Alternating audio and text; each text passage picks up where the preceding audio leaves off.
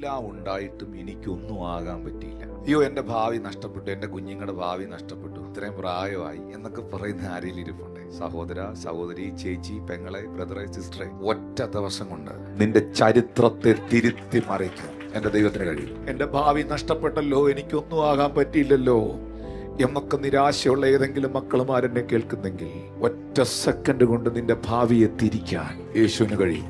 ദൈവം ജനാലകൾ നമ്മുടെ മുമ്പിൽ അടയ്ക്കുന്നത് ചില കതകുകൾ തുറക്കാനാണ്.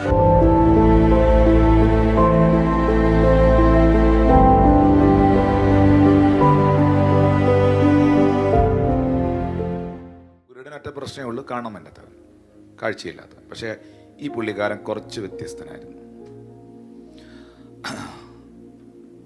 ഒന്ന്, എല്ലാം ഉണ്ടായിട്ടും ഭാവി നഷ്ടപ്പെട്ടവൻ. എല്ലാവരും ഉണ്ടായിട്ടും ഭാവി നഷ്ടപ്പെട്ടവനായിരുന്നു. ഇവന്റെ കണ്ണ് യേശു സൗഖ്യമാക്കി.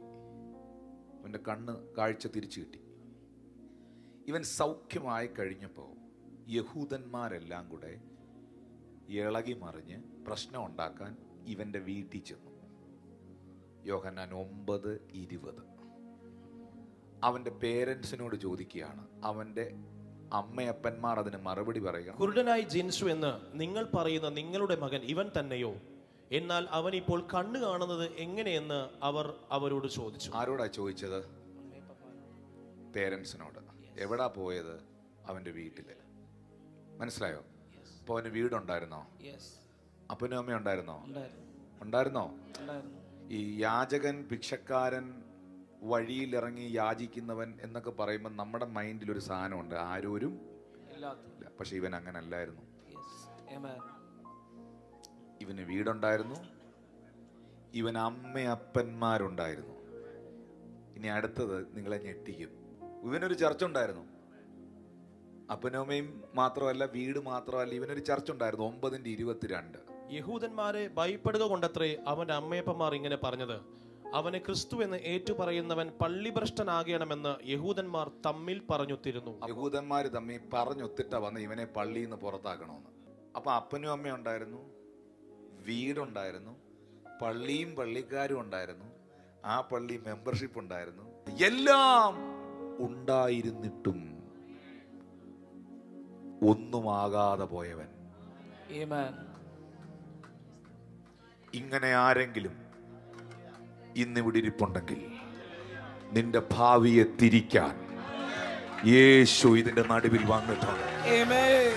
എനിക്ക് അപ്പനുണ്ടായിരുന്നു, അമ്മയുണ്ടായിരുന്നു, എനിക്ക് പഠിക്കാനുള്ള സാഹചര്യം ഉണ്ടായിരുന്നു, എനിക്കെല്ലാം ഉണ്ടായിരുന്നിട്ടും കർത്താവേ എൻ്റെ ഭാവി നഷ്ടപ്പെട്ടല്ലോ, എനിക്കൊന്നും ആകാൻ പറ്റിയില്ലല്ലോ എന്നൊക്കെ നിരാശയുള്ള ഏതെങ്കിലും മക്കളുമാരെന്നെ കേൾക്കുന്നെങ്കിൽ ഒറ്റ സെക്കൻഡ് കൊണ്ട് നിന്റെ ഭാവിയെ തിരിക്കാൻ